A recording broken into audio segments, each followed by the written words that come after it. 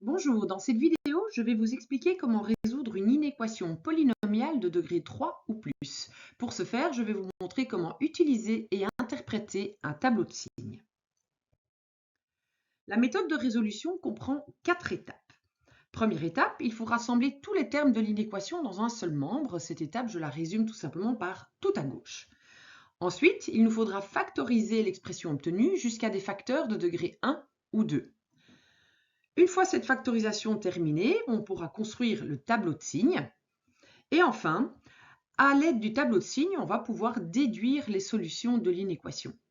Cette méthode est finalement assez simple, du moins si on maîtrise les techniques de factorisation de l'étape 2 et les règles de signes qui permettent de construire le tableau de signes. Alors nous allons bien évidemment illustrer cette méthode à l'aide d'un exemple.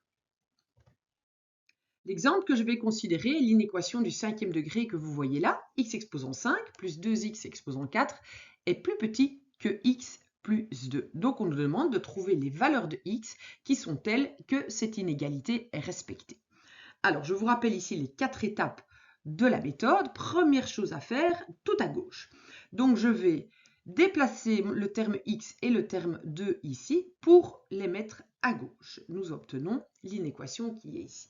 Et donc, vous voyez qu'alors à droite, nous avons plus que 0. Et donc, la question qui revient à se demander quelles sont les valeurs de x pour lesquelles cette expression est plus petite que 0, eh bien, ça revient en fait à étudier le signe, puisque plus petit que 0 veut dire négatif, plus grand que 0 veut dire positif. Donc, c'est la raison pour laquelle on met tout à gauche. C'est pour pouvoir en fait résumer l'inéquation à une simple étude de signe. Alors, pour étudier le signe d'un polynôme, nous devons le factoriser. Donc, la première étape est faite. Nous passons à la suivante, factoriser. La première étape de la factorisation dans ce cas-ci nous permet d'obtenir cette expression-ci. Donc, on l'obtient par mise en évidence par groupement ou par la méthode de Horner. Ensuite, une décomposition de produits remarquables nous permet d'obtenir cette expression factorisée où tous les facteurs sont de degré 1 ou 2. Si vous n'êtes pas familier avec les techniques de factorisation, je vous invite à regarder mes différentes vidéos à ce sujet. Donc, une fois que la factorisation est terminée, nous allons pouvoir construire le tableau de signes. Alors, le tableau de signes de cette expression est celui-ci. Dans une vidéo précédente, je vous explique en détail la construction de ce tableau de signes. Et donc, si vous n'êtes pas à l'aise, si ce n'est pas naturel pour vous de faire ce tableau de signes, n'hésitez donc pas à aller regarder cette vidéo. Une fois que ce tableau de signes est terminé, eh bien, le plus gros du travail est fait parce que maintenant, les solutions vont pouvoir être déduites directement de ce tableau de signes. Pour ce faire, nous devons d'abord retourner à l'inéquation pour nous rappeler ce qui nous avait été demandé. On nous demande que l'expression soit plus petite que 0. Plus petite que 0, ça veut dire négative. Donc, nous allons nous intéresser dans le tableau de signes aux différentes zones où nous voyons apparaître le signe moins, c'est-à-dire ici et ici. Eh bien, les solutions de mon inéquation sont les x qui correspondent à cette zone-là, c'est-à-dire ici et ici. Donc, je vous rappelle que dans un tableau de signes, la ligne horizontale supérieure représente en fait l'axe des x, l'ensemble des nombres réels.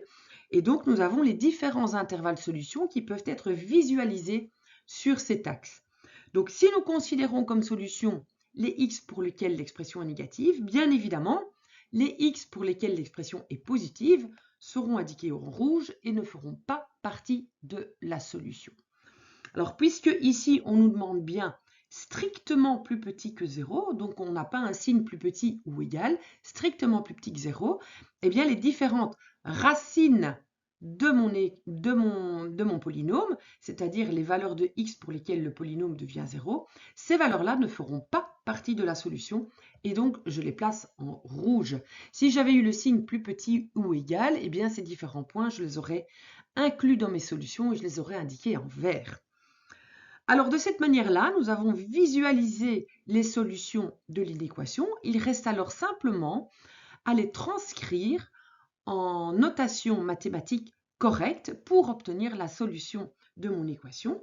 Et nous obtenons donc ceci. Donc nous avons bien que les solutions, ce sont tous les nombres plus petits que moins 2, c'est-à-dire les nombres qui vont de moins l'infini à moins 2 non compris, puisque le moins 2 ici est en rouge.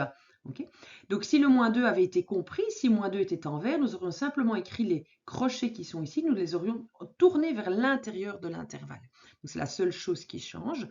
Et deuxième partie de mon ensemble solution, c'est l'intervalle qui va de moins 1 à 1, moins 1 à 1, non compris puisque les points sont rouges.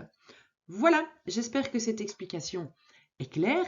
N'hésitez surtout pas à faire de nombreux exercices, à me poser des questions en commentaire si ce n'est pas clair. Et je vous retrouve avec plaisir dans une vidéo suivante. À très bientôt!